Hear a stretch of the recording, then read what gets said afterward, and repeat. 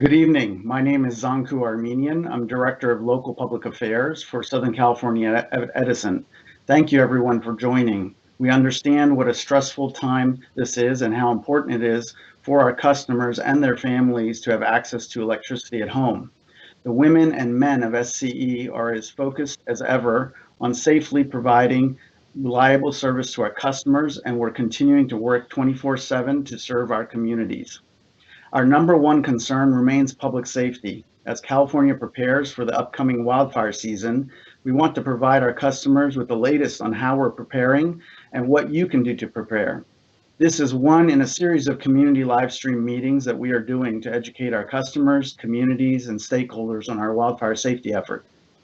As we are doing these meetings virtually, we hope everything will run smoothly, but would appreciate your patience if we encounter any technical glitches.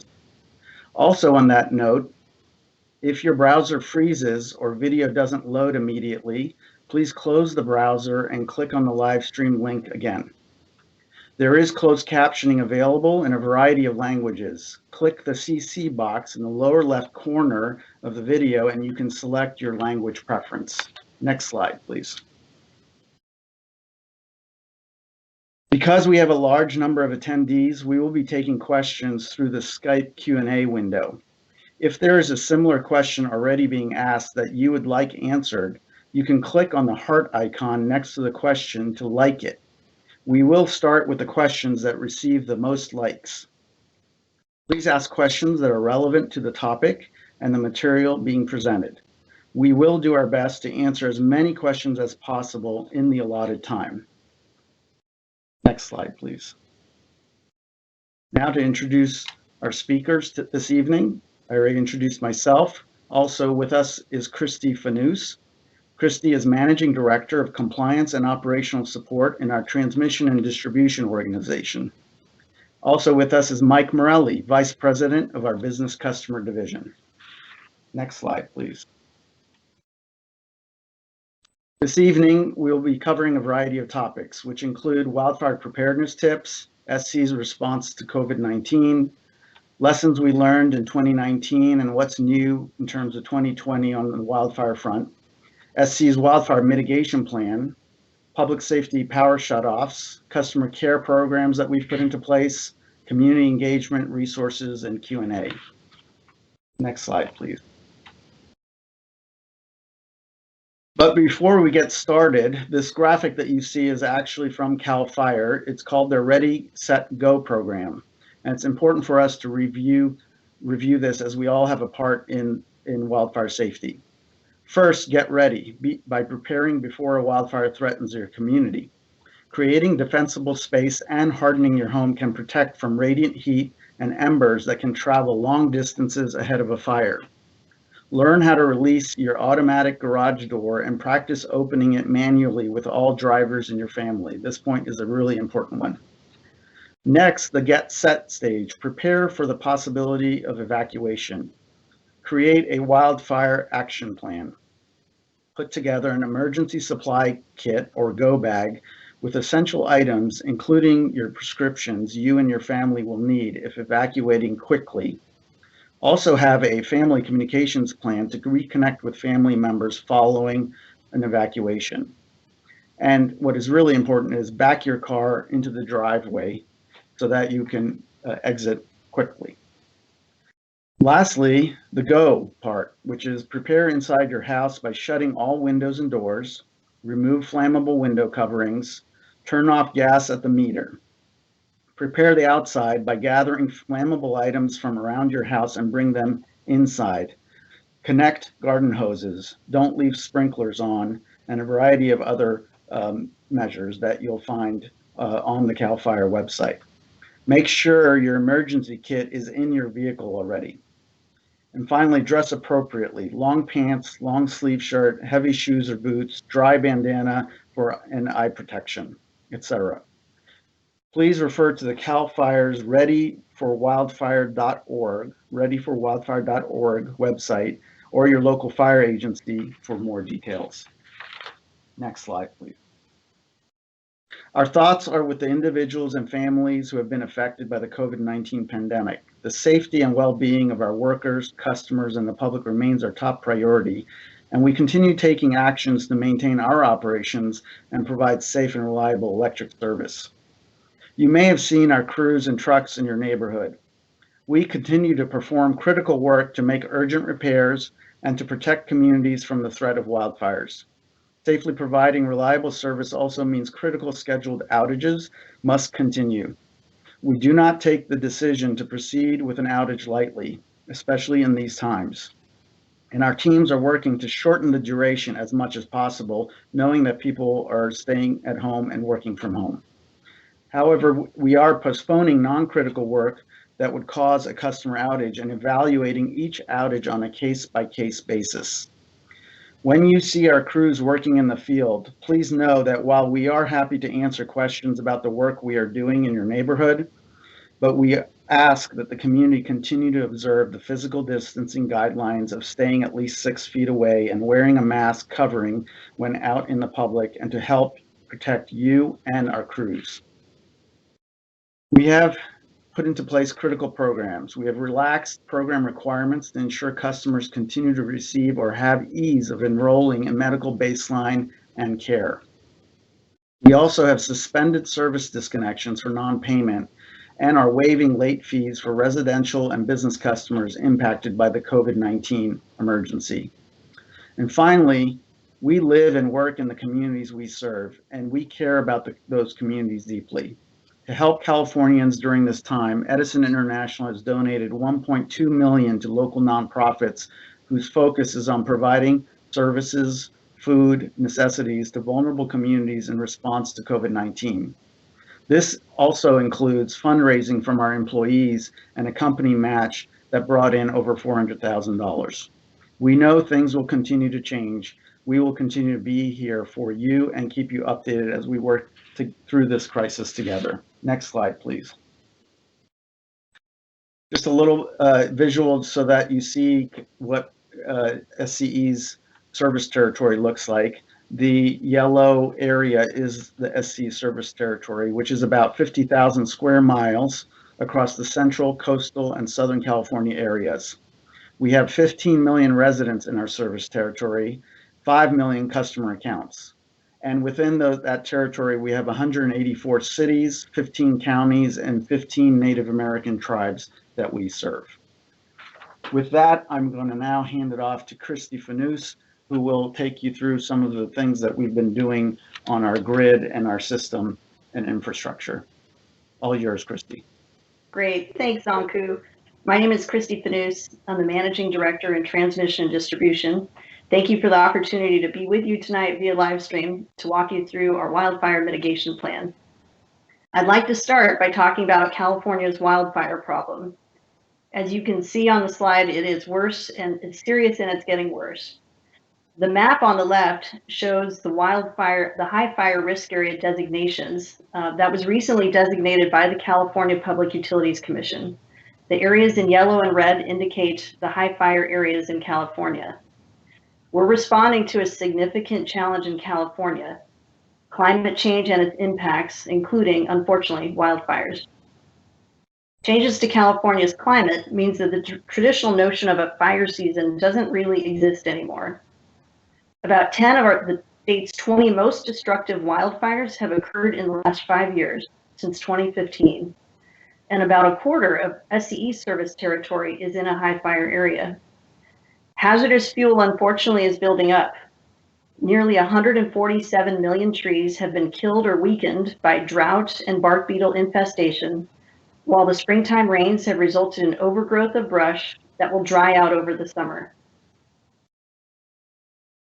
As a result of these changing circumstances in our state, we at Edison are doubling down on our efforts to prevent and respond to wildfires. On the next slide, we'll talk through what we're learning and what's new for 2020. As in past years, when there is a high risk for wildfire, we may declare a public safety power shutoff. You'll hear me refer to that as a PSPS, and temporarily shut off power to your neighborhood to prevent our electric system from becoming a source of ignition. We fully recognize that PSPS is a disruptive hardship, but it is necessary to protect Californians from catastrophic wildfires. Patrols conducted after PSPS events have found multiple instances of equipment damage and tree branches contacting power lines that could have ignited a fire. While we are taking every effort to reduce the number and length of PSPS, we will continue to use these outages as required to protect public safety. Last year, after our PSPS events, we counted over 40 instances where we had tree branches or equipment failures that could have caused a fire had we not implemented PSPS. So we know that this works. The PSPS events that transpired last year in many ways reinforced the work that we're doing to harden the grid, and also revealed lessons that have helped us refine our processes. Some things that we learned and what's new for 22. As you can see on the slide, the first is around our wildfire mitigation tools. Last year, we met or exceeded nearly all of the goals in our wildfire mitigation plan that we submitted to the California Public Utilities Commission. This year, we're on the right track when it comes to deployment of grid hardening technology, such as covered conductor, also known as insulated conductor, and sectionalizing devices. The combination of these two will reduce the frequency of PS over time under normally expected weather conditions. Our goal here is to reduce the number of PSPS events and also reduce the number of customers impacted when we do have to activate a PSPS event. With regard to our customer care programs and communications, so our website and rebate programs, we recognize the difficulty a PSPS event can create, and we are committed to supporting and assisting our customers and communities. We'll touch on this in a bit more detail, but at a high level, we're continuing proactive outreach to communities prior to peak wildfire season to help with preparedness. We're also improving our communications to customers to make information more readily available and easy to access. Mike Morelli will touch on that in just a little bit. And then finally, with regard to stakeholder engagement, we're also increasing our collaboration with stakeholders and other partners, such as community-based organizations, to better assist vulnerable customers. As Zanku mentioned, we are having to make adjustments due to the COVID-19 pandemic, so we're exploring and implementing changes to our PSPS approach. I'll highlight a couple of those changes. The first is adjusting plans to safely provide in-person services where practical with proper precautions. The second is enhancing virtual services to customers, using our app or website to provide information directing customers to appropriate resources. We're accelerating coordination with county and state emergency management officials to help ensure preparedness and contingency planning measures are in place for critical infrastructure providers. And we're prioritizing the identification of healthcare facilities and other critical infrastructure providers supporting COVID-19 response, including additional temporary medical facilities. Next slide, please. I'd like to now talk through some of the specifics that are in our wildfire mitigation plan. Next slide, please. Our strategy to mitigate wildfire is based on fire science. Eliminating any side of this triangle will prevent an ignition. As you can see, it takes three items to cause a wildfire or to cause an ignition. The first is oxygen, and that has to deal with the weather conditions, which we don't have much influence over. The second leg of the triangle is fuel, and that's around vegetation and structures. So I'll touch on the things that we're doing to help remove some of the vegetation that might fuel a wildfire. And then third is the heat. And so we'll talk through our mitigation strategy is to eliminate the heat component by preventing power line related ignitions. Next slide, please. Our number one priority remains the safety of the public, our customers, employees, and first responders. And our wildfire mitigation plan is designed to further that commitment. There are two primary goals. The first is to continue our efforts to greatly reduce fire ignitions associated with our utility infrastructure. Second is to fortify our electric system against the increasing threat of extreme conditions driven by evolving climate change. Southern California Edison's 2020 through 2022 Wildfire Mitigation Plan builds on significant progress made in 2019 to help prevent wildfires and protect the safety of our customers and our communities. The state is also taking actions towards wildfire preparedness. Our efforts will complement the state's enhanced wildfire efforts, which include additional funding for forest management and firefighting resources. Next slide, please. We built a comprehensive strategy to prevent, combat, and respond to wildfires. This strategy includes 3 pillars. The first is hardening our infrastructure. The second is bolstering our situational awareness. And third is enhancing operational practices to keep our communities safe. We also are focused on minimizing the impact of public safety power shutoffs and helping our customers and communities with emergency preparedness. I'll now go through and spend a little bit of time talking about each of these 3 pillars. Next slide, please.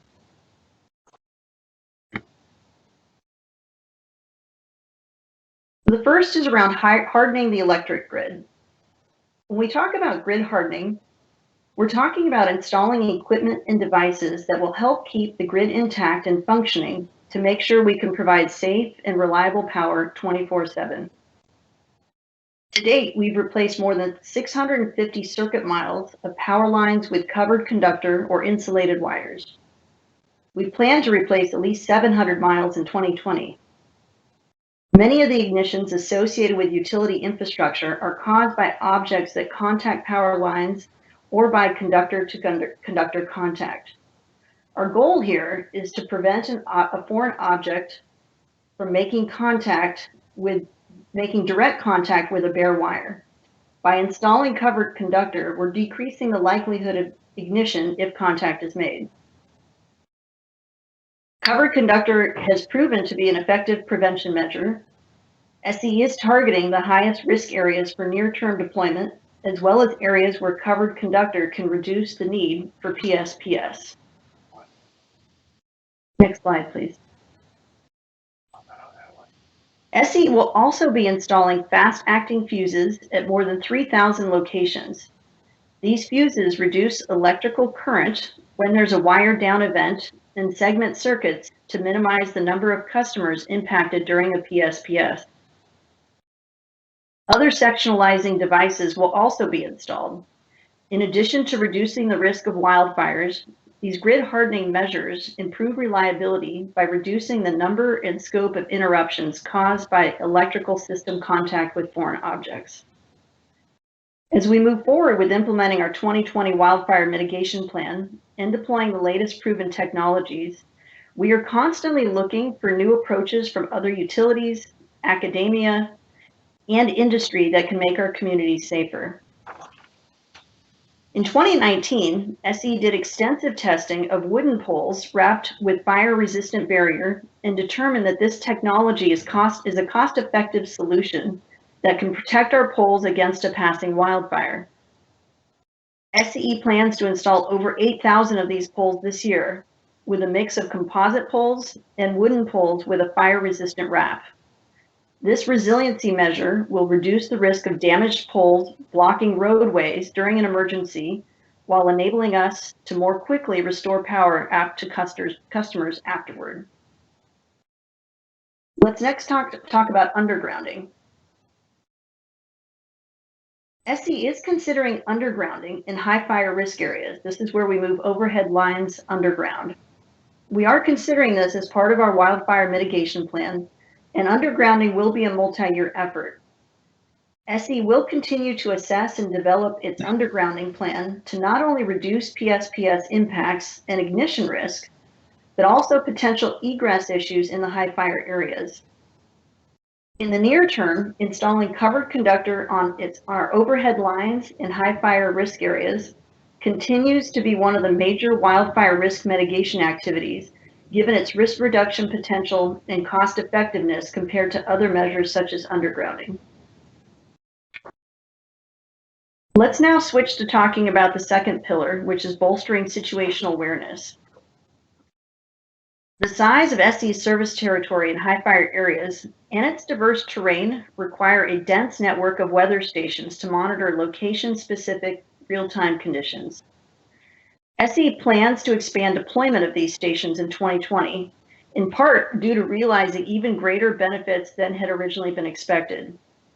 For example, the data they provide is allowing more targeted power shutoffs during PSPS events. We're getting real-time information from these weather stations, which allows us to make informed decisions. At least 375 stations will be installed in 2020, moving toward a goal of 2 weather stations per circuit in high fire areas, or up to 2,600 weather stations by 2024. By the end of this year, Southern California Edison will have one of the country's most largest, densest networks of weather stations. Next slide, please. All of the data from weather stations are then fed into our advanced weather modeling software that can forecast high fire risk conditions down to less than 2 miles.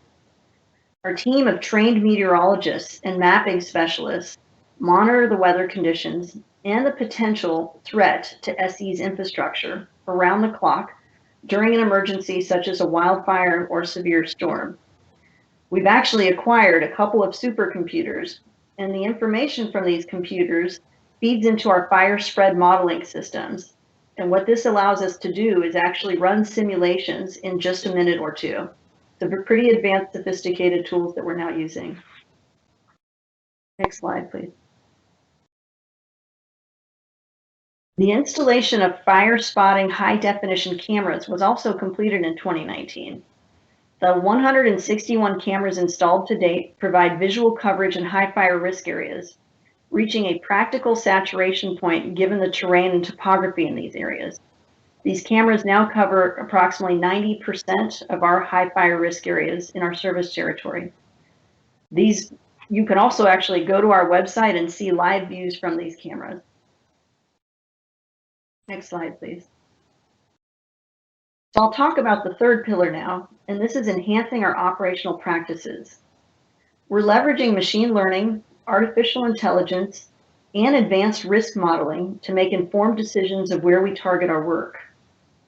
In just 5 months in 2019, SE completed inspections on all overhead transmission, distribution, and generating equipment located in high fire risk areas.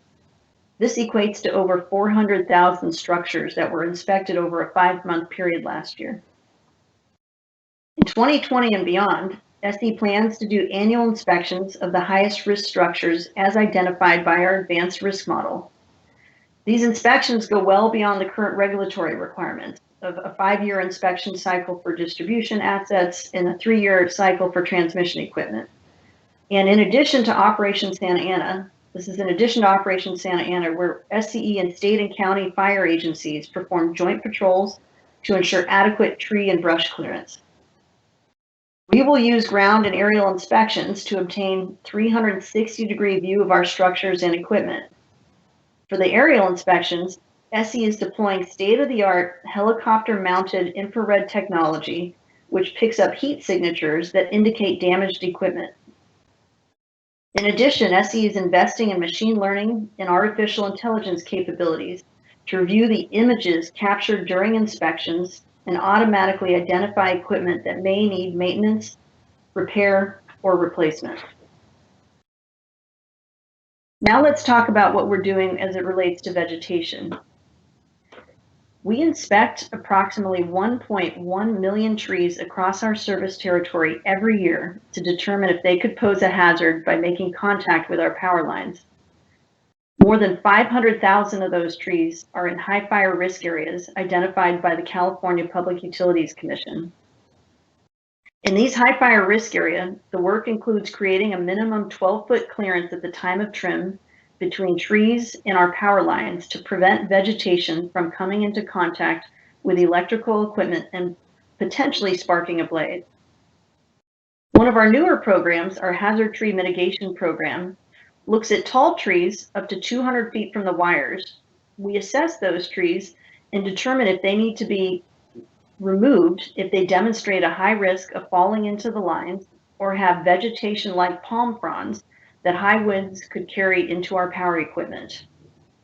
Managing tree growth and other vegetation will help make communities safer, but in some cases it could dramatically change how the trees look, causing concerns amongst residents.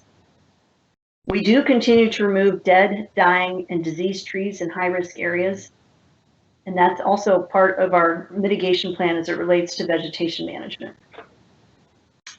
Next slide, please.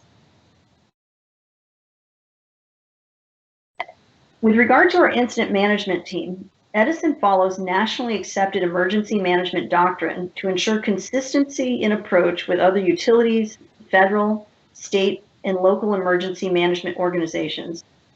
We are ahead of many others in the utility industry in setting up our emergency response team according to FEMA, that's the Federal Energy Management Agency, the National Incident Management System structure, to ensure we can work seamlessly with federal, state, and local emergency management organizations. All of our personnel, and we have over 500 qualified team members, go through the same FEMA certified training and must pass the same tests as the public sector response personnel.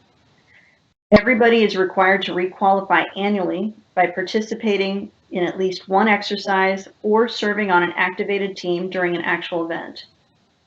Staff must also complete at least one approved training class or continuing education session per year.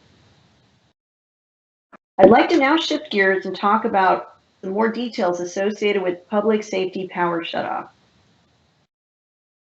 As in past years, when there is a high risk for wildfire, we may declare a public safety power shutoff event and temporarily shut off power to your neighborhood to prevent our electric system from becoming the source of ignition. The California Public Utilities Commission gives us the authority to protect public safety. PSPS will be used to complement infrastructure hardening measures that I've discussed when weather conditions threaten power lines in a way that presents an imminent danger to public safety. It will be used during elevated fire conditions, primarily impacts circuits in high fire areas, and in rare instances, other circuits in non-high fire risk areas that may be impacted if a transmission line needs to be de-energized. So we'll only be looking at a PSPS event when we have the combination of a high fire potential and high winds. As more mitigations are deployed, the company expects to reduce the scope and impact of PSPS. But PSPS will have to remain an available tool to mitigate wildfire risk during severe weather and high fire potential events. Next slide, please. I'd like to talk through what our decision points are when we think about activating a PSPS. Our decision to shut off power is dynamic and made by considering many factors which are impacted by prevailing and/or anticipated weather conditions. I'll go through a couple of those factors with you today. The first is if a red flag warning has been issued by the National Weather Service. The second is getting the opinions of our meteorologists. They're making ongoing assessments from our in-house meteorologists using high-resolution weather models, the data from our weather stations, and publicly available weather stations. Another factor is the fire index. The SE Fire Potential Index is a tool that utilizes weather forecasts and fuel conditions to assess wildfire risk. We're looking at the condition of the vegetation, the moisture in the ground, the amount of precipitation in the area. Another factor is the winds. The wind speeds, particularly when they exceed or are expected to exceed the National Weather Service wind advisory levels, or exceed the top 1% of historical wind speeds in the area. Wind speeds are particularly important when we consider them in combination with other local conditions, such as dry vegetation, that could present a true hazard for the community. Wind speed thresholds may also be adjusted based on other factors or the design of the circuit. Other factors we take into account is any specific concerns raised by public authorities. Prior to a PSPS event, we're working with state and local fire authorities, emergency management personnel, and law enforcement regarding any public safety issues. We take into account the operational situation. Some of those considerations, such as the state of the potentially impacted circuits, flying debris, and/or down wires. When possible and safe during extreme fire weather conditions, we can deploy on-the-ground observers in the high fire risk areas to monitor the live conditions in real time. Let's now go through what the PSPS timeline looks like. Next slide, please. SCE remains committed to providing timely notifications to potentially impacted customers, local governments, public safety agencies, and the California State Warning Center before and during the power shutoff event. SCE will continue to work with local governments and public safety agencies, as well as essential service providers and business customers to refine the program. As you can see on the slide, we start monitoring weather conditions 4 to 7 days out. SCE aims to provide priority notification to first responders, public safety partners, and local governments 72 hours before a potential PSPS. Additional updates are then made again at 24-hour intervals. SCE begins initial notification to remaining customers up to 48 hours in advance of a potential PSPS event. And again, notifications are then made to these customers in 24-hour intervals. SCE will make every attempt to notify customers at the 1 to 4 hour warning stage. Given the unpredictability of shifting weather during a PSPS event, implementation of this time frame may vary.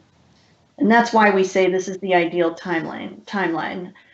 As you know, the weather conditions can change at any moment, which would alter the timelines we've presented here. But this is what our goal is, and this is what we aim to do.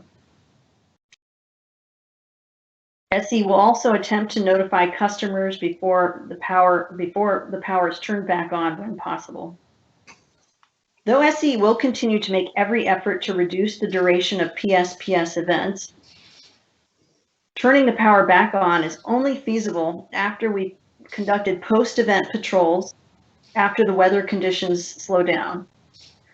Verifications are completed by field personnel that confirming that the electrical equipment can be energized safely and that any identified damages to equipment and structures have been remediated. This is an important note that I want to just highlight, is that the power does not come back on right when the wind stops.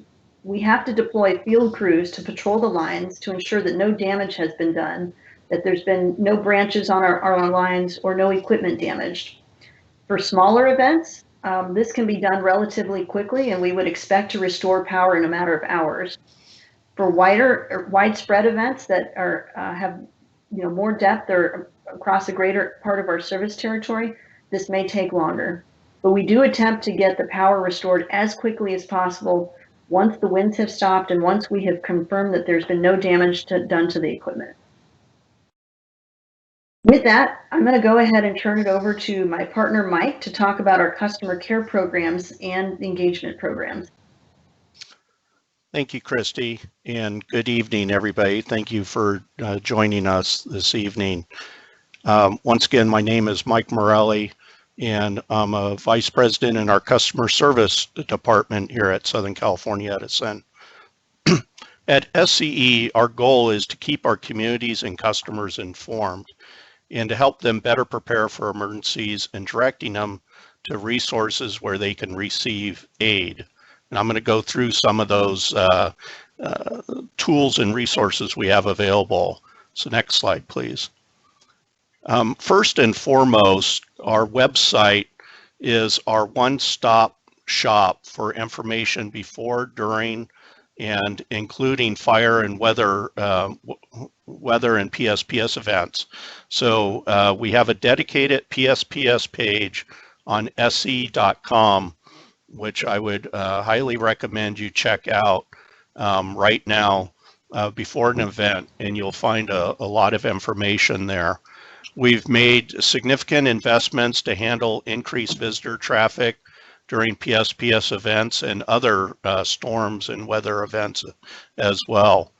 And you'll find there that we have a simplified map allowing visitors to view all the PSPS alerts across our service territory and notifications, as well as identifying the location of community crew vehicles and community resource centers, which can be helpful during an event.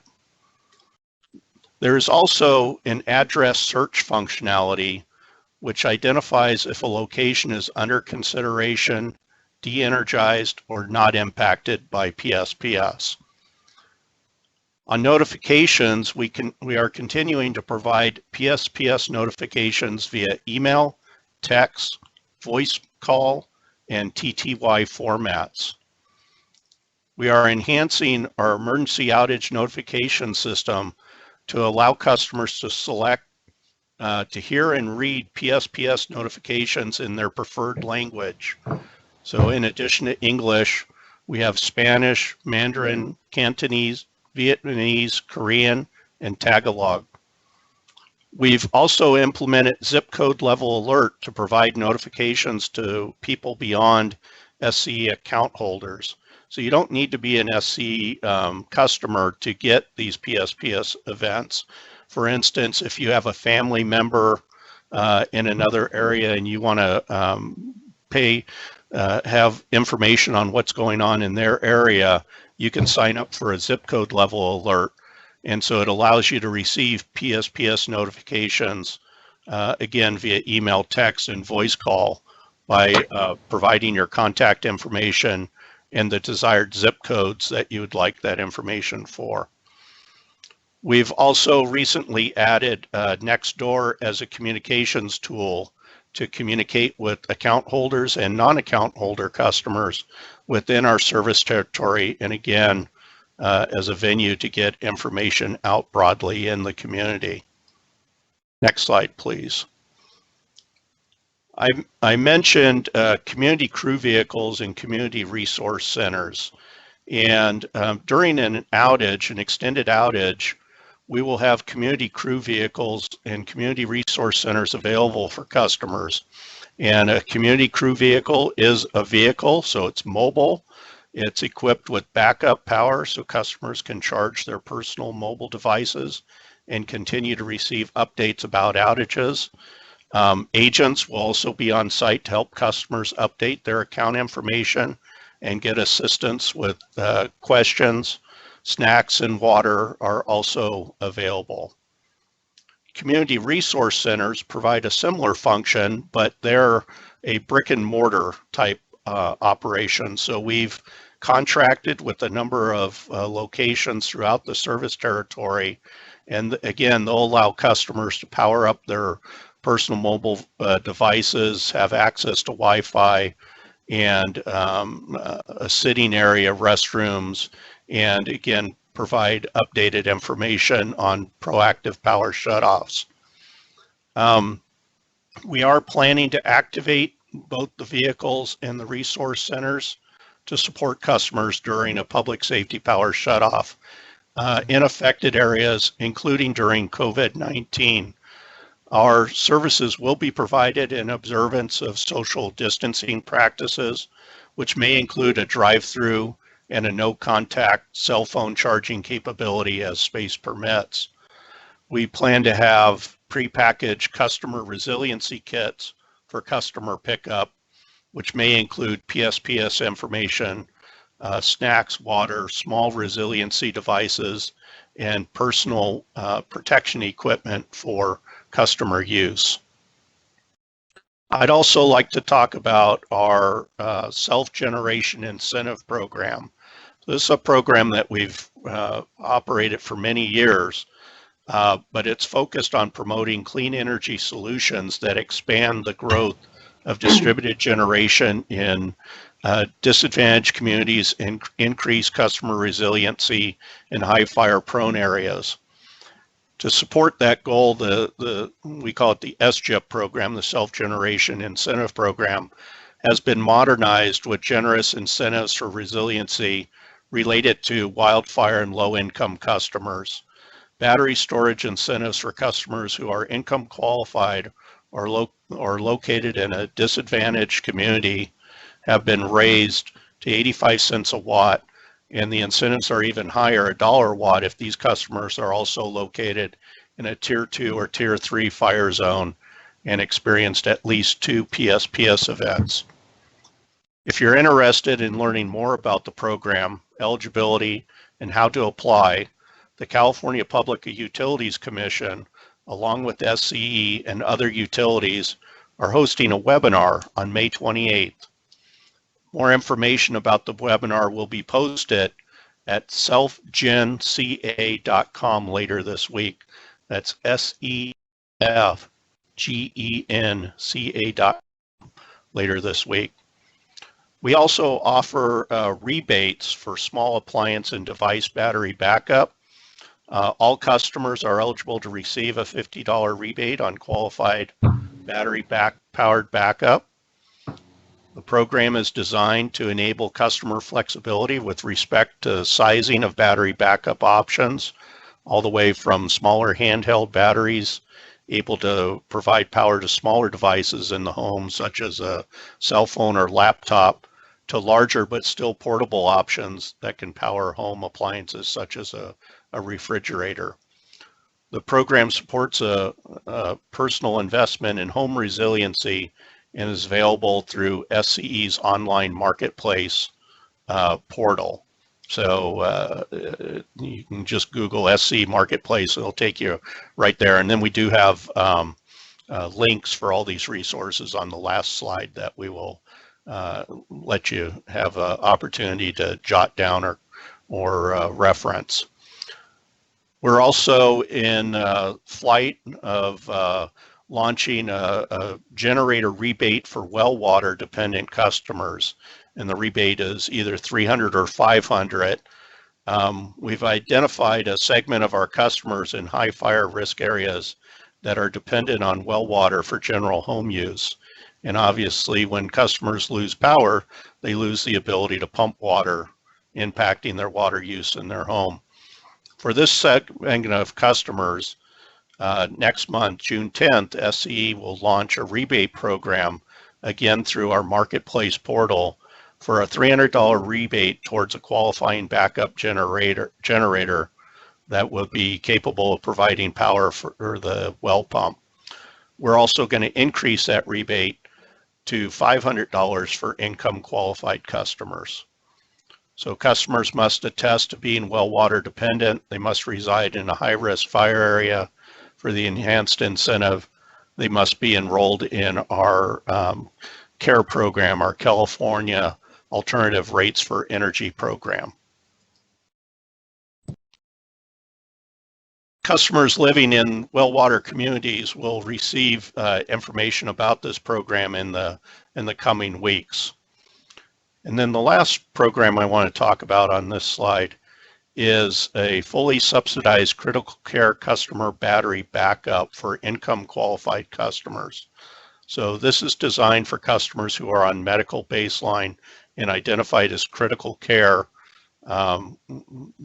meaning they have life support equipment verified by their physicians, who are also enrolled in our CARE program, our California for Alternative Rates Energy program, and reside in a high fire risk area.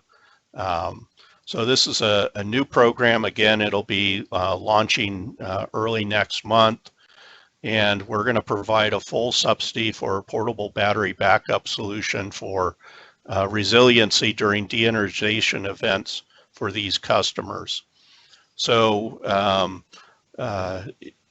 if you're already enrolled in these programs, you'll receive information about the program when we begin to roll it out. So the key to these programs is to make sure we have your information and properly identified in our system.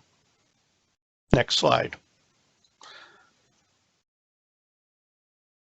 Programs like this are part of getting out and talking with our communities.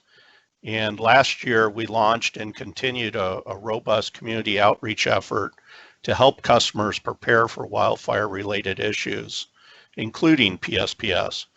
SCE conducted over 550 meetings and presentations with local government, public safety partners, tribal officials, community-based organizations, and the general public. We've received helpful feedback from our partners and customers and continue to identify opportunities for improvement. So we really do appreciate the engagement. A lot of that feedback from last year has been rolled into our programs and our changes that we're here talking about tonight. So we think we've made significant improvements, but again, we're here to have a dialogue, and we may have incremental changes even this year or going into next year. So please, let's have a dialogue, and we do need to depend on our community partners on how to work together during these emergency events.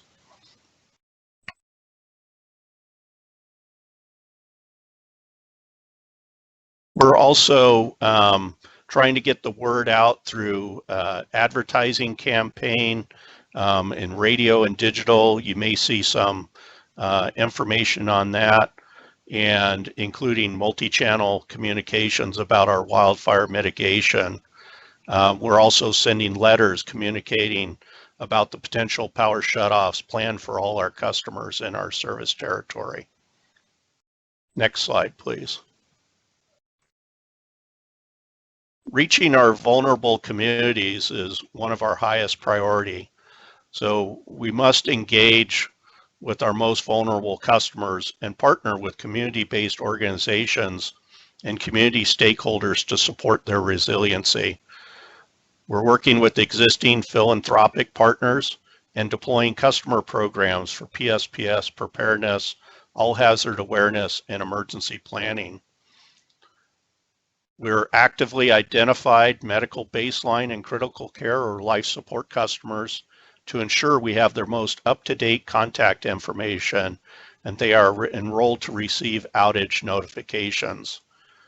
We took extra precaution with critical care customers, and when the company could not confirm that alerts and notifications have been received, we send a representative to the home to notify them in person and make sure they had an emergency plan.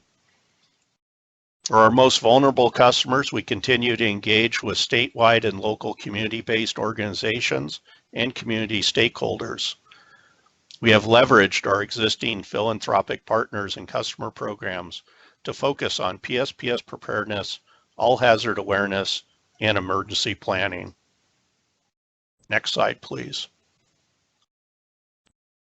On the philanthropy side, charitable investments allow us to partner with many of our nonprofit organizations that serve diverse ethnic groups, seniors, women, disabled, and low-income families, among others. These partnerships allow us to have greater impact than if we tried to tackle challenges by ourselves. We have identified new and additional nonprofit partners to augment the existing public safety and emergency preparedness grant portfolio.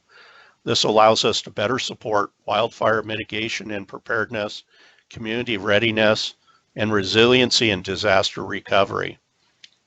For example, we partner with fire departments throughout our service territory to train about 2,200 firefighters on electrical safety annually.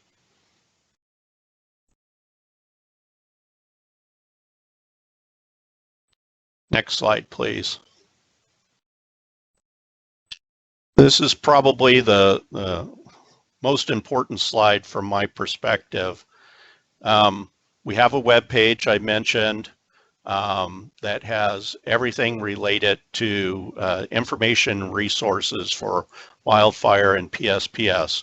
So sc.com/wildfire is a great resource. We also have an email, wildfireoutreach@sce.com, if you have additional questions. But here's what you can help us to be prepared. Feedback, we want to hear from you. You'll be receiving a survey from us to provide your feedback on the presentation this evening. You'll also have the opportunity to submit questions or concerns and ask us to follow up with you if we don't get to your question this evening.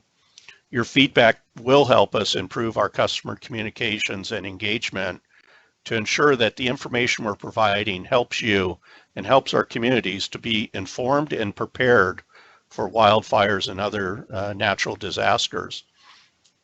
We will also have the presentation and a recording of the meeting posted on our website.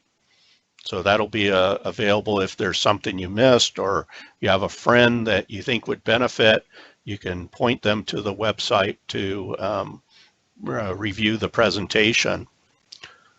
Sign up. If you haven't already signed up for outage alerts, including PSPS, you can get alerts via text, email, or voicemail. You can also sign up for Nextdoor for community alerts as well.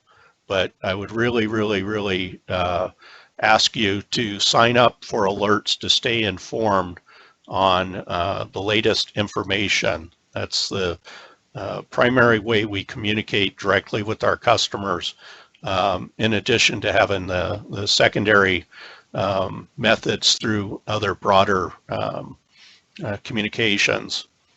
If you depend on electrically powered medical equipment, plan to have a backup power source. You may be eligible for our SC Medical Baseline program, and you can find more information and how to apply on that on our webpage. I also mentioned some of our customer programs and rebates, and you can find links on this webpage. And please be prepared. An emergency can happen at any time. You can help your family be prepared with safety preparedness plan, some basic supplies, and advanced planning. Whether a pandemic, an earthquake, or a wildfire, preparedness will make everyone cope better and stay safer. We also have power outage tips that are located on our website as well. And with that, I will turn it over to Zanku to coordinate Q&A. Thank you, Mike. Appreciate it. We have a lot of questions that I'm sure you've been seeing in your Q&A box, so appreciate that all the interests. We also have some comments. We'll try and even get to those as well. So I wanted to actually start off with a question that I'll take a crack at answering, which is, what do we expect the fire season to look like this year compared to the past? And it's always difficult to predict weather. And so it's not something that we can actually say one year is going to be different than a different year. But what I will say is that we have a lot more data coming into us because of some of the things that we've installed that Christy covered, which is the weather stations, the cameras, and other data. We beefed up our meteorology department and our expertise in-house that supplements the meteorology that local governments and counties and National Weather Service provide. And one thing is for sure that all the conditions that are conducive to wildfires are out there. And so we need to be prepared for the worst because of those conditions. And that's kind of why we're talking to you today, because we're trying to do everything we can that's within our control to mitigate some of those risks, but we can't eliminate all the risks. So let's all be prepared is my message in answer to that question. Let's start with another question. Here's a good one, and I'm gonna send this one to you, Christy, which is there any evidence that the power outages that we did, the PSPS that we did last year, actually resulted in preventing fires? Yeah, thank you, Zanku. As I touched on this a little bit during my presentation, last year, as I mentioned, is after a PSPS event, we do a post patrol to see what damage, if any, has been done to the lines, if there's any debris. As part of that post patrol, we had over 40 instances where we found either damage to the equipment or tree branches in our lines on the lines that we de-energized. And so those are 40 instances where it was in a high fire area, high wind conditions, high fire potential index. We turned off the power, and we believe demonstrated that this program is effective because any one of those could have turned into not just a wildfire, but a catastrophic wildfire. So yeah, we do have evidence that the program works and is a tool if the conditions reach the point where we need to exercise that lever. Right. Here's another question that I'll throw out, and I think maybe Mike, you can take this one, which is, will you continue to avoid turning off power during weekdays while many people are teleworking? Because that is something we've been looking at, this intersection of wildfire, potential for wildfires and the potential for the continuation of this stay-at-home order or large numbers of people teleworking. How are we handling that? Yeah, we have been trying to change our practices on our work during the COVID-19 pandemic as well. So we do, and I think Zanku, you actually opened up with this, that it is necessary to continue the critical work and move it forward. We do look for ways to mitigate that impact on customers. And in general, and certainly during the pandemic, we've looked at a whole host of strategies from shrinking the outage impact to the smallest number of customers possible, working some of the work hot so you don't have to de-energize customers. Scheduling it on evenings and weekends is also a tool in the toolbox that we've used. We do have a lot of work that's critical work that must go forward, and we are continuing that. But again, feedback from our communities, we've adjusted those work practices and will continue to do so during this period. Right. Thank you, Mike. A similar category of question to you, Christy. What are we doing? There's a question asking, what are we doing to ensure that critical staff are not affected by COVID so that we maintain our capability of keeping the power on? Sure, no, great question. So when the COVID pandemic first hit, many of our employees, any employee that could telework, started teleworking. So about over 8,000 employees began teleworking. We still did have 5,000 employees that needed to be in the field. They were either our linemen or inspectors that needed to be out in the field working on the equipment, or our operators who needed to be in the switching stations controlling our grid operations. So I'll touch on both of those. We did take measures for our grid operators where we actually did sequester a large number of employees for 4 weeks at a time. And the idea there was we could not afford to let those folks get ill. Had they been ill, we would have been at risk here in Southern California with regard to being able to maintain or keep our lights on. And so we have been sequestering groups of employees associated with our switching centers and grid operations. In addition, for the employees that are out in the field where we need them climbing poles and doing maintenance and inspections, we are trying to exercise as much social distancing as possible, as much as the job will allow. Trying to maintain where we can, putting one person per vehicle, maintaining what we call pods so that each crew is working together every day so that they're not commingling with different crews. Again, the idea being if somebody gets sick, we want to contain it into a smaller number of employees. We're doing staggered schedules at our service centers. So a number of activities that have been and protocols have been put in place to try to first minimize any likelihood of contamination. And then if somebody does get sick, being able to contain that to a small number of employees. Great. Thank you, Christy. No problem. I'm going to bundle a couple of questions here, Mike, and this is coming your way, which is there's a few questions about how are we paying for all this work that Christy outlined in terms of all the infrastructure work and the other programs. Are we still planning on raising rates? And what amount of that is attributable to the additional infrastructure work? Any thoughts on that? Well, this work is moving forward, and it does cost money, and we are regulated by the California Public Utilities Commission, and so the California PUC, we will put the request in front of them to recover these costs over time. So generally the way it works is the investors and provide us capital that we invest in the system, and then we recover that. We ask the commission to recover that in rates over a long period of time. So, you know, whether it's infrastructure replacement or wildfire mitigation, it would be in a similar type of approach. There are different proceedings.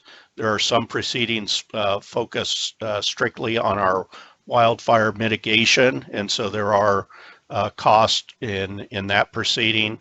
We also are in the midst of a general rate case proceeding, which is where we recover most of our day-to-day operational cost. And so we're 2021, our rates are set through 2020 in our GRC, and we're scheduled for hearings this summer in our general rate case that would become effective January 1, 2021.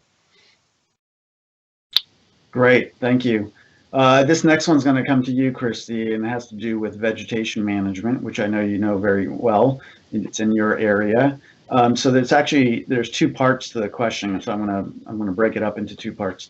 One is, whose responsibility is it to maintain, if a tree is on someone's property, whose responsibility, and it's growing into the lines, whose responsibility is it? And then the second part of the question is more of a liability question, so I don't know that we can answer that, but I'll ask it anyway, which is, if a tree on someone's property is the cause of a fire, then who's liable for that? Yeah, thank you, Zanku. So I probably can't touch on the liability question, but what I would say is, if you have a tree on your property, you are in high fire area, and you believe that that tree can grow, is either already within 12 feet of a power line or has the potential to grow within 12 feet of a power line, please contact us. You can get a hold of us through our call center. We have an email address, safetrees@sc.com. We would love to send out a pre-inspector to take a look and help trim that tree if needed. So if you have any doubt, please contact us so that we can get a crew out there as quickly as possible. And then there was another question, if it's okay, I'll tackle it. It had to do with trees as well. It was talking about which trees are the most dangerous. I don't remember the exact wording, but I can touch on that. We keep track of what we call tree-caused circuit interruptions. This is where, you know, a tree has made contact and what has caused a circuit interruption of some sort. The top species of trees that for 2019 that caused circuit interruptions, first was oak, pine, palm, and eucalyptus. And the clear winner of that list was palm fronds. So for those of you who have palm fronds on your property or in your area, please know that that is a significant wildfire concern. Those palm fronds can fly many feet in a windstorm, and so we would love to partner with you to trim those back. If possible, consider removal and replacing them with a different type of tree. But this really needs to be a shared effort, and so we'd love to be able to partner with you on some of those species that we know are more problematic than others. And Christy, maybe you could also comment while you're at it on the Right Tree, Right Place program that SC has. Yeah, we again would love to partner with you as you are, wanting to plant trees. I know many of us are home right now and have home projects and are visiting the nurseries. We have a Right Tree, Right Place program where we will help select the right tree for you on where it can go, so that you will have lovely vegetation that doesn't end up being dangerous, a danger or wildfire danger to our power lines. So please, again, it's on our website, Right Tree, Right Place. If you go to sc.com, lots of resources there available to you. Great, thank you, Christy. So there's a variety of comments that I won't bother reading them directly, but they were complimenting us on our work, and we really appreciate the feedback and the partnership with our communities and our customers. We're all in this together. It's a theme that I know has gotten a lot of attention in the COVID era, but really there's multiple types of scenarios out there where we really have to act as one community. Speaking of which, Julian, who has made some of those comments, is also asking about how are we planning for the potential of multiple situations or disasters happening at the same time? We're already looking at the intersection between us still being in this COVID environment and wildfires happening with the need to do PSPS, but there can also be earthquakes. We all know we live in an earthquake area. So any thoughts on that intersection, Michael, of multiple multiple disasters hitting at once? Maybe you want to talk about the ICS process for that. Yeah, I think Christy touched on it as well, and both Christy and myself are trained as incident commanders as part of our incident management team structure. And I think it was pointed out that we have over 500 people that have been trained for incident management. And so that framework is very flexible depending on the size of the incident that you're managing. And so we have the ability, and we have different teams that are focused and trained in different areas. So if we need to stand up multiple teams, the structure allows for that. We do have teams that are trained to do so.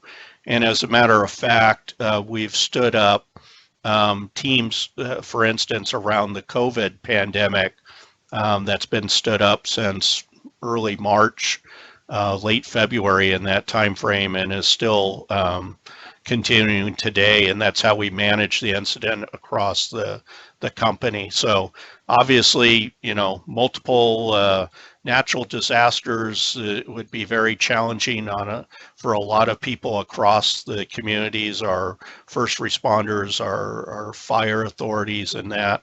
And it would be a challenge to manage, but we feel comfortable that we have the tools and the structure in place to do so. Yeah, and I'll just add that the incident command system, which is a FEMA-based system that we adopted many years ago after the San Gabriel windstorm that we've trained up for, is also a system that allows you to scale to deal with multiple situations where you would activate teams, multiple teams potentially, one to focus on each of them and all integrated under a command structure. This is the same system that public safety agencies use. And so they are also trained to deal with multiple situations at the same time. And so that's why we adopted it, so that we're all using the same system that was put into place after 9/11. Christy, I'm going to send two questions. I'm going to put them together because they're kind of related. So one is, you know, what has SC learned from San Diego Gas and Electric in terms of what they've done in the past, because they were dealing with fires, and why didn't SCE do more to maintain their grid, and now they're expecting the customers to pay for it, essentially? Yeah, no problem. I'll touch on the first question about San Diego. Yeah, we've actually, over the past couple of years, we've had a meeting with San Diego executives as well as PG&E executives as an executive team. We've met every 3 months or so to talk about different wildfire mitigation efforts.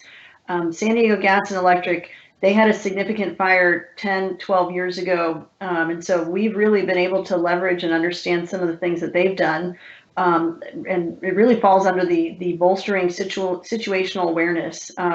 Their weather monitoring system, they did a fantastic job building up that skill set. And so the items that I talked about, you know, the weather stations, the high definition cameras, a lot of those ideas and thoughts came from talking to San Diego and understanding what they were doing. In addition, we have taken also a similar approach in terms of using a different type of material or wooden poles, or using fire resistant pole wraps in our high fire areas. Those are some things that San Diego deployed as well. So it's been a great partnership, understanding what they're doing. They've also been able to leverage some of the things that we are doing. They started PSPS activities a couple years ago, and so we've been able to leverage, again, their experience in that space. With regard to the second question around SE's investment in the infrastructure, I think it's important to note we have been heavily investing in our infrastructure over the past several years. We invest over $2 billion a year in our infrastructure. back in 2014, even though it wasn't a regulatory requirement per se, we launched a pole loading program where we made a commitment to proactively go and inspect all 1.4 million poles in our service territory to determine their condition and make sure that we were proactively replacing poles as needed.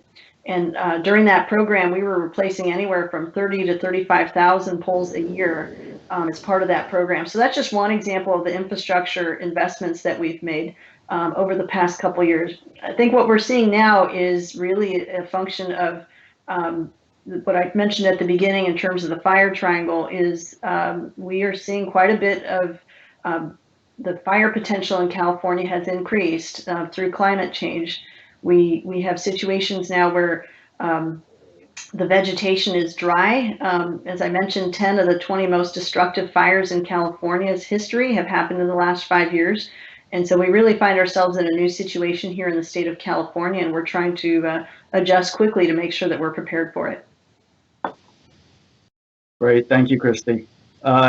Next couple of questions I'm going to throw your way, Mike, which have to do with solar power. And one is, when can we replace the outdated grid with localized rooftop solar? So maybe you can talk, and batteries. So maybe you can talk about those programs. But there's also a question of, kind of claiming that we're producing our power with fossil fuels. So maybe you can talk a little bit about the mix of how much renewable energy we use in terms of our generation mix versus fossil fuels and where we're going with that, because there's a lot of movement on that front. Yeah. So first of all, as far as rooftop solar, I forget the exact numbers, but we're somewhere north of 300,000 net energy metering or solar installations in our service territory.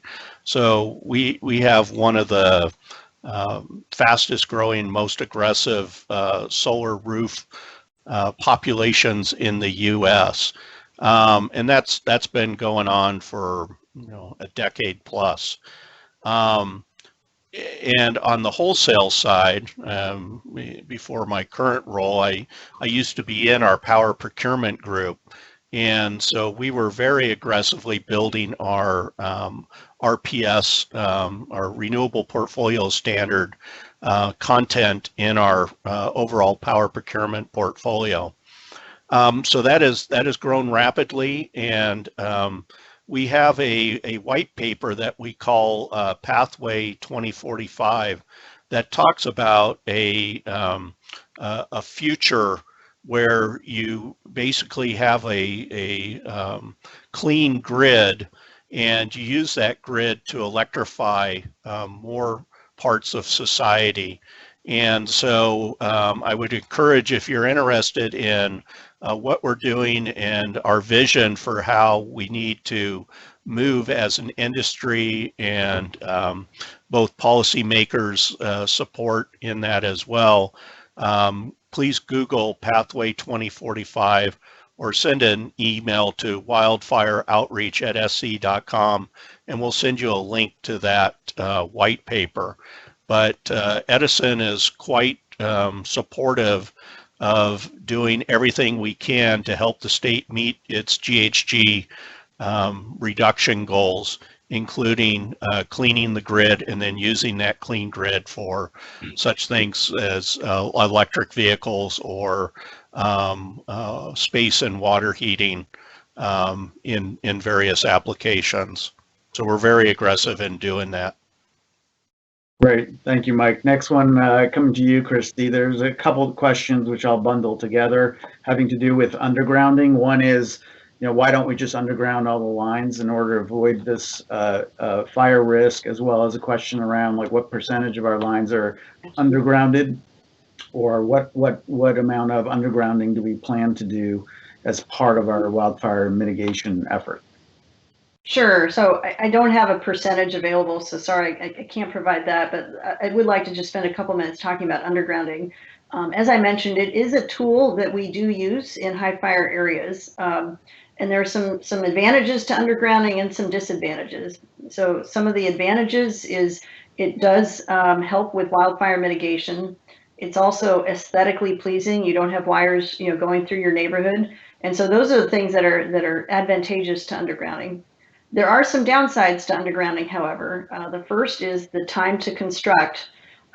It requires quite a bit of time to construct in terms of planning, permitting. You're digging up streets, traffic closures. So that's the first disadvantage. The second disadvantage is it does take more time to maintain or identify when there's a problem, which means outages are longer. When you have an above ground wire, you can see where the issue is. However, when something is underground, it's not as easily noticeable. And so that is a challenge. And then thirdly is it is incredibly more expensive than the covered conductor that we're talking about. And those costs ultimately end up in rates for our customers. And so where it makes sense, we will absolutely pursue undergrounding, but what we have found is covered conductor and some of the other tools and infrastructure that we talked about are a more cost-effective and efficient, quick way to get wildfire mitigation infrastructure in place. Great. Thank you, Christy. Mike, there's several questions which I'll put together is around the generators. So maybe you could take a moment to go back and review again what are the programs we have in place in terms of home generators. Do we subsidize them for people who have health situations that require constant power? What are we doing with those sorts of vulnerable customers in terms of backup generation? Yeah, so we have a couple of different rebate programs going on right now. So for the critical care income qualified program, so that would be for those customers that are on equipment that is critical to support their life and health. We have a fully subsidized program that is about ready to kick off in June. So that's what we call our critical care income qualified customer battery backup program. And we're planning to reach out to those customers, have a discussion on their specific needs, and deliver the equipment to their home for those needs through contractors that we work with for this customer segment already. For customers on well water, we do have the 300 or 500 generator rebate program that is available or will be available, I should say. I believe that's June 10th that program's coming out, and that will be on our marketplace website. And then we do have the $50 rebate that is available for all customers on our that is launched right now on SC Marketplace. And SC Marketplace, if you're not familiar with it, it's a great resource for not just rebates and equipment with rebates, but it has a lot of information if you're looking to buy energy efficient equipment. And it has a lot of almost everything you can think of, and it has ratings on the efficiency, and it's very easy to make the purchase and apply the rebates through the program. So I would encourage you, if you have any interest in any of the energy efficiency or generators, water heaters, AC, pool pumps, go check out Marketplace. And then the other program we talked about is the self-generation incentive program. And so that does also cover for home storage and all types of self-generation programs that's available through our website as well. Great, thanks, Mike. There's a couple of questions which I'll take having to do with how do we notify police departments when we are doing PSPS and ensure that public safety is maintained. So one thing to keep in mind in the PSPS alert and notification process, just know that by the time you as a customer are getting alerts, know that several days prior to that, we are already in constant communication with every county's emergency operations center which also notifies the various public safety agencies. We also start alerting our local governments and their staff that there is a likelihood of that the conditions are there in terms of potential PSPS and power shutoffs. So we are already alerting a variety of agencies ahead of the time when actually customers get, and this is just to give them a heads up so that we start coordinating closely before we ever get to the point of actually shutting off the power. And then of course we are in contact throughout the PSPS period to notify them of where we are in terms of the weather situation and what is the potential or duration of the actual outage, and then where are we during the restoration process. So just know that we are in constant contact with our public safety partners throughout this process, and they are integrated into our notification process. So Christy, I'm going to throw this one at you. It seems basic, but this problem has been around for a long time, way before wildfires, which is metallic balloons. Yeah. Give us your point of view on metallic balloons. Keep them indoors. No, in fact, you can find some videos on YouTube. Metallic balloons, when they make contact with our lines, are incredibly dangerous. They cause an explosion. In fact, maybe a year or two ago, one of our crews was working, saw a metallic balloon hovering. They quickly climbed down from the ground. They filmed the explosion, and it had a worker still been up there, it would have been devastating. So yeah, I know it's graduation season. If you have a metallic balloon, please keep it inside. Let's keep our employees safe and not cause any unnecessary outages. Christy, I'm going to stick with you, and also there's also another question on vegetation management in terms of when are we doing it. I'll let you answer it in terms of kind of with the amount of trees and things that you talked about in one of your slides. When do we do vegetation management? Yeah, so as part of our routine vegetation program, we're on an annual cycle. And so the way it works is our pre-inspectors, we send out pre-inspectors to go look at our inventory, our 1.1 million trees. We do that on an annual basis. They will then identify trees that need trimming. And so they will then notify the customer, usually leave a door hanger to let them know, hey, there's a tree here that does require trimming. Typically, a trimming crew then will come within 30 to 45 days to conduct the trim. And so this is on a revolving 12-month cycle. And so usually if you're seeing tree trimming crews from Edison in your neighborhood now, you'll most likely see them again in about 12 months. Unless we identify a tree that has grown, a tree that is a fast growing species in which we might come back sooner. But generally, we're on an annual trim cycle. Right, and there was a question in terms of if someone had noticed something and they wanted to report it, where could they send an email? And I wanted to let everyone know that there is an email address for that. It's called safetrees@sce.com. So if you have photos of what you think are unsafe conditions in terms of vegetation or trees, we welcome your eyes and ears on this, and kind of take a photo of it and send it to safetrees@sce.com. Here's an interesting question for you, Mike. I know it's something we've talked a lot about at various points, which has to do with local zoning laws and development.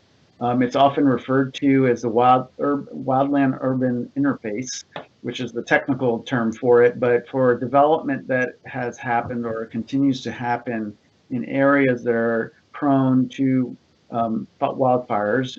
In other words, they are in high fire risk areas, as the state has called them. What are your thoughts about local zoning laws that could be addressed or reviewed in terms of how development happens in those sorts of areas? Yeah, so I think, what we're focused on and what we're talking about here this evening is about really eliminating the electrical system as a source of wildfire ignition. I think there is a broader issue in California around wildfire mitigation, and I know various parts of the government are working on those pieces, but local zoning, for instance, we don't have any input or control over that. but I think, forest management practice, local zoning, are all very important issues that need to be addressed in our community. So I would encourage you to talk with your government leaders on how that works specifically in your particular communities. Those are very important subjects, and I think we see some communities that are addressing it maybe a little more proactively than others.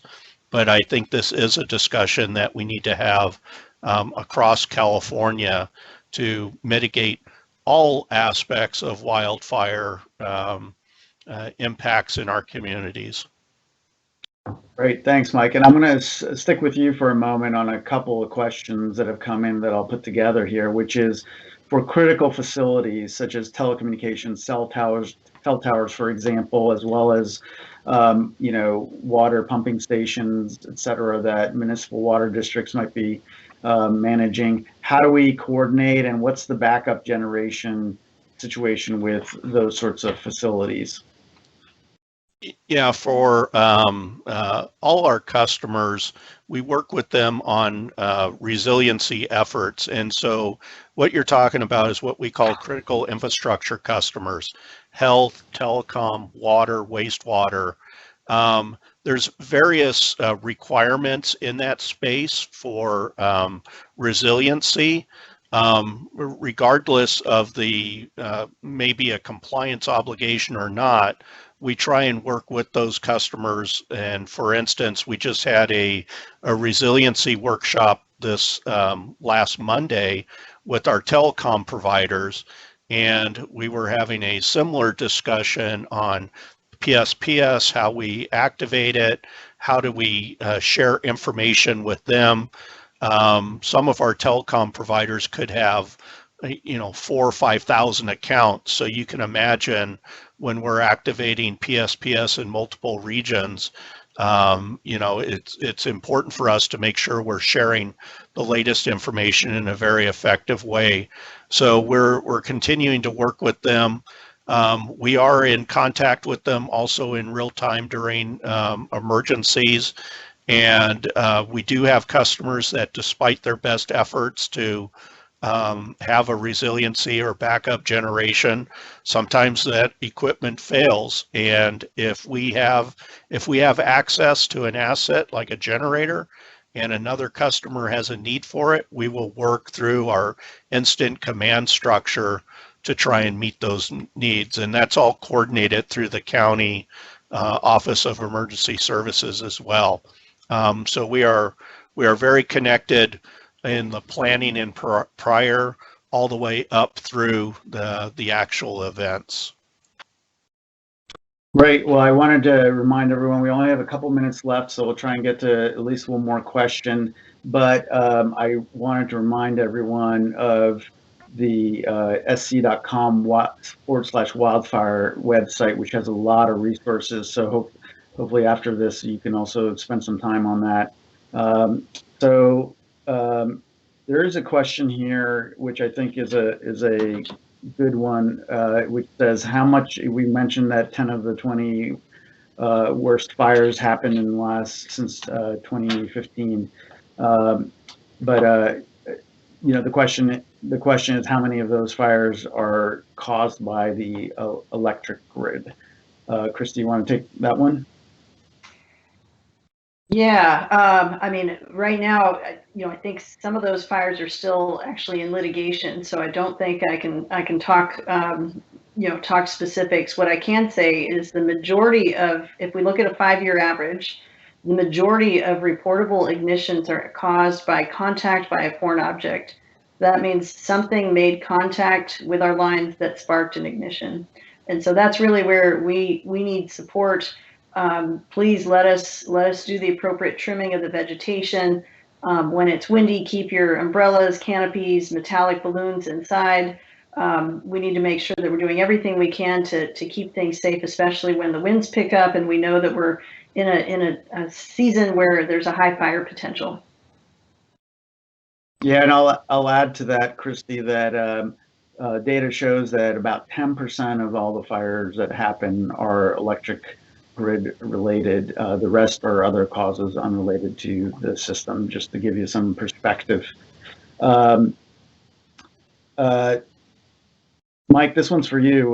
What will we do in terms of keeping power on in schools if we have to do PSPS? How are we coordinating that?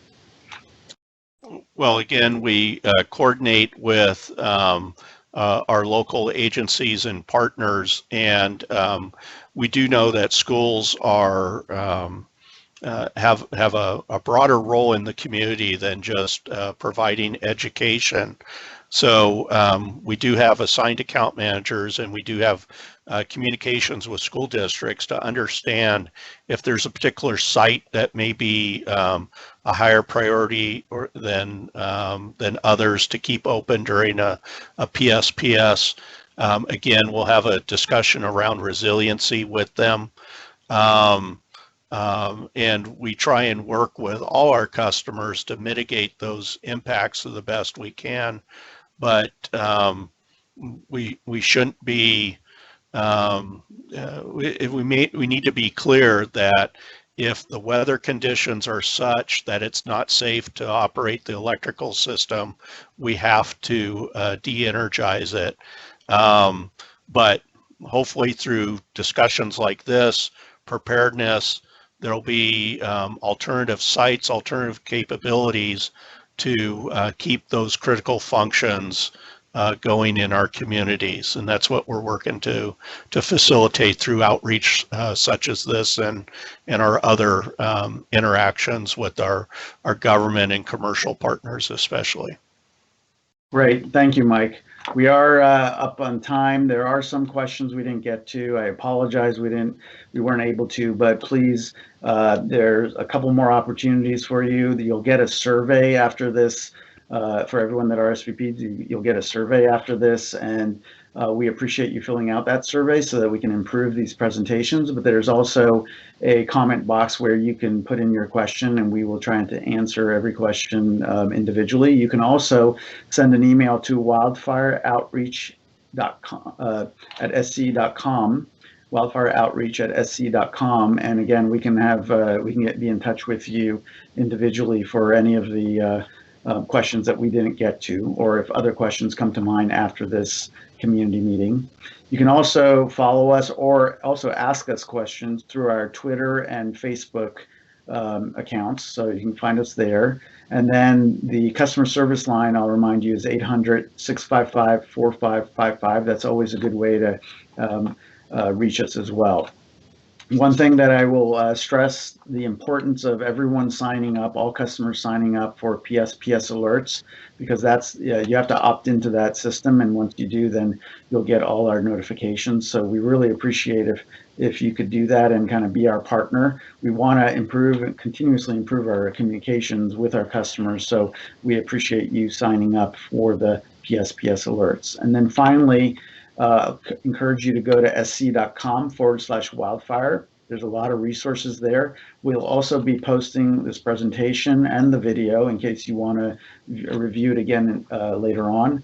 All the videos from all the virtual community meetings will be posted there. There's also a schedule of future community meetings there that you can RSVP for in terms of there's going to be several between now and the end of June.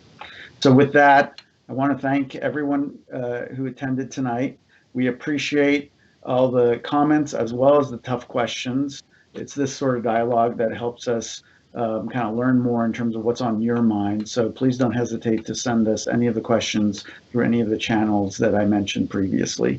Thanks again for coming tonight, and please be safe.